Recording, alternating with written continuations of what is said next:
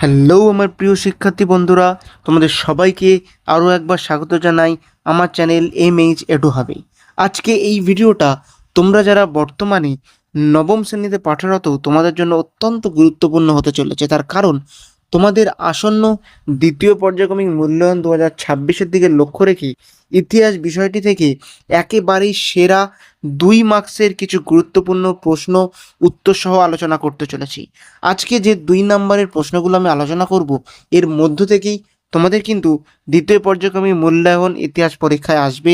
এর বাইরে একটাও প্রশ্ন আসবে না, সে তোমরা পশ্চিমবঙ্গের যেই স্কুল থেকে পরীক্ষা দাও না কেন।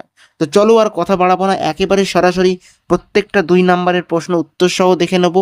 তবে ভিডিও শুরু করার আগে তোমাদের কাছে একটাই আবেদন, যারা আমার চ্যানেলে নতুন দয়া করে চ্যানেলটিকে সাবস্ক্রাইব করে দিয়ে পাশে থাকা বেল আইকন অবশ্যই প্রেস করে দেবে।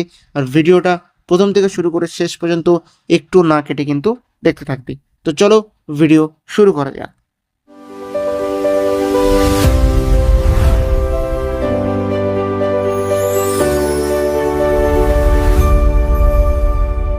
তো দেখতেই পাচ্ছ প্রশ্নপত্রের পেজে আমরা চলে এসেছি। 2 মার্কসের গুরুত্বপূর্ণ প্রশ্ন উত্তর নবম শ্রেণী বিষয় ইতিহাস। তো চলো প্রথম প্রশ্নটি দেখে নিই। প্রথম প্রশ্ন কি আছে? প্রথম যে গুরুত্বপূর্ণ প্রশ্নটা তোমাদের 2 নম্বরের জন্য হয়ে যাবে সেটা হলো কি, ভিয়েনা সম্মেলনে গৃহীত ক্ষতিপূরণ নীতি বলতে কি বোঝায়? উত্তর, নেপোলিয়নের হাতে ক্ষতিগ্রস্ত রাষ্ট্রগুলি কে অন্য অঞ্চলের ভূখণ্ড দিয়ে ক্ষতিপূরণ দেওয়াকে ক্ষতিপূরণ নীতি বলা হয়। এর মাধ্যমে ইউরোপের শক্তির ভারসাম্য বজায় রাখার চেষ্টা করা হয়। তো চলে যাব দ্বিতীয় নম্বরের প্রশ্ন, দ্বিতীয় গুরুত্বপূর্ণ প্রশ্ন, ভিয়েনা সম্মেলনে কি কি নীতি গ্রহণ করা হয়েছিল? উত্তর হবে, ভিয়েনা সম্মেলনে বৈধ রাজতন্ত্র পুনঃপ্রতিষ্ঠা অর্থাৎ লেজিটিমেসি, ক্ষতিপূরণ কম্পেনশন অ্যান্ড শক্তির ভারসাম্য ব্যালেন্স অফ পাওয়ার, এই 3টি প্রধান নীতি গ্রহণ করা হয়। তো চলে যাব 3-এর দিকে প্রশ্নে, ট্রোপোর ঘোষণা বলতে কি বোঝো?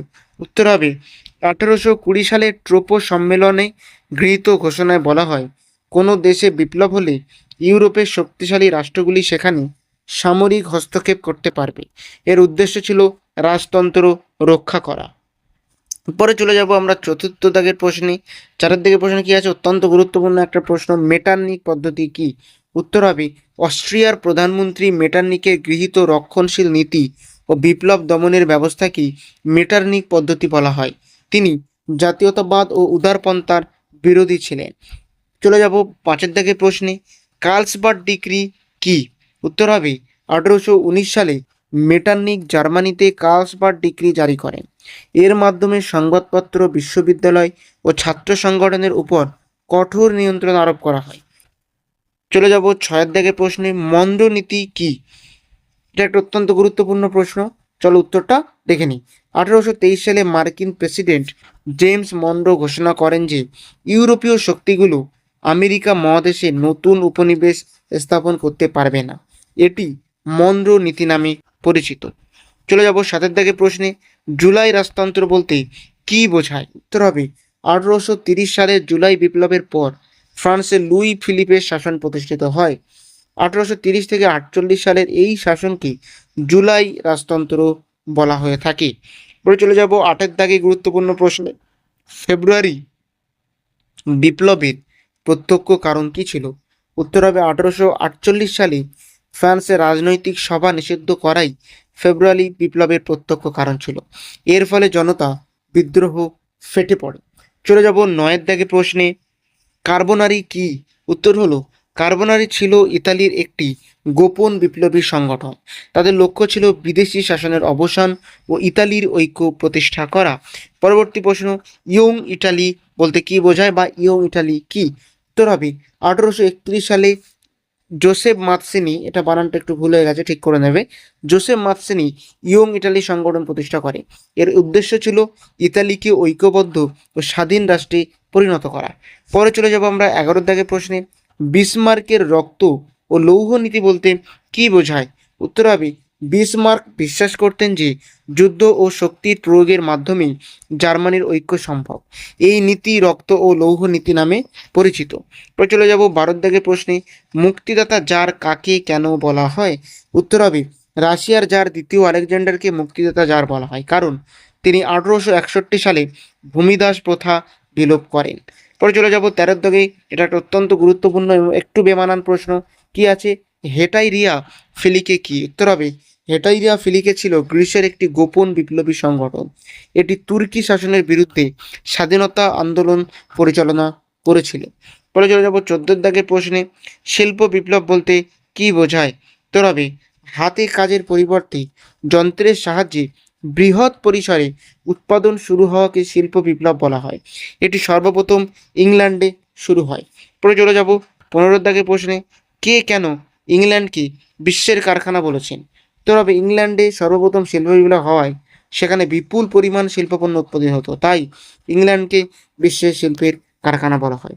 এই ছিল 15 পর্যন্ত প্রশ্ন। অর্থাৎ পরবর্তী 16 দাগের প্রশ্নে যাওয়ার আগে তোমাদের কাছে একটা আবেদন, এখনো পর্যন্ত যদি ভিডিওটা ভালো লেগে থাকে একটা লাইক অবশ্যই করবে এবং চ্যানেলকে সাবস্ক্রাইব করে দিয়ে পাশে থাকা বেল আইকন অবশ্যই প্রেস করে দেবে এরকমই ভিডিও প্রতিনিয়ত পাওয়ার জন্য। তো চলো দেখে নিই পরবর্তী অর্থাৎ 16 দাগের প্রশ্নে, দ্বিতীয় শিল্প বিপ্লব বলতে কি বোঝায়?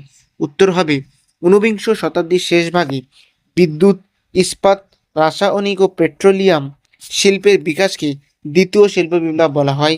এটি মূলত জার্মানি ও আমেরিকায় প্রসার লাভ করে। পরে চলে যাব আমরা 17 দাগের প্রশ্নে, লুডাইট আন্দোলন কি? উত্তর হবে যন্ত্রের কারণে কর্মসংস্থান কমে যাওয়ায় ইংল্যান্ডের শ্রমিকরা যন্ত্র ভাঙচুর শুরু করে। এই আন্দোলন লুডাইট আন্দোলন নামে পরিচিত। চলে যাব 18 দাগে, প্যারি কমিউন কি? 1871 সালে ফ্রান্সে শ্রমিকদের দ্বারা গঠিত স্বল্পস্থায়ী গণসরকারকে প্যারি কমিউন বলা হয়। এটি প্রায় 72 দিন স্থায়ী ছিল। চলে যাব 19 দাগে, রক্তাক্ত রবিবার বলতে কি বোঝায়? উত্তর হবে 1905 সালের 22শে জানুয়ারি রাশিয়ায় শান্তিপূর্ণ মিছিলে জারের সৈন্য গুলি চালায়। এই ঘটনায় রক্তাক্ত রবিবার নামে পরিচিত। চলে যাব 20 দাগের প্রশ্নে। 20 দাগের প্রশ্নে কি আছে? দ্বন্দ্বমূলক বাস্তববাদ বলতে কি বোঝায়? উত্তর হবে কার্ল মার্কসের মতে বস্তুগত অবস্থার পরিবর্তনের ফলে সমাজের পরিবর্তন ঘটে। এই তত্ত্বকে দ্বন্দ্বমূলক বাস্তববাদ বলা হয়। চলে যাব 21 দাগে অর্থাৎ পরবর্তী প্রশ্নে, ভারতকে ব্রিটিশের রত্ন বলা হয় কেন? উত্তর হবে ভারত থেকে ব্রিটিশরা বিপুল সম্পদ কাঁচামাল সংগ্রহ করত এবং এটি ছিল তাদের সবচেয়ে মূল্যবান উপনিবেশ, তাই ভারতকে ব্রিটিশ সাম্রাজ্যের রত্ন বলা হতো।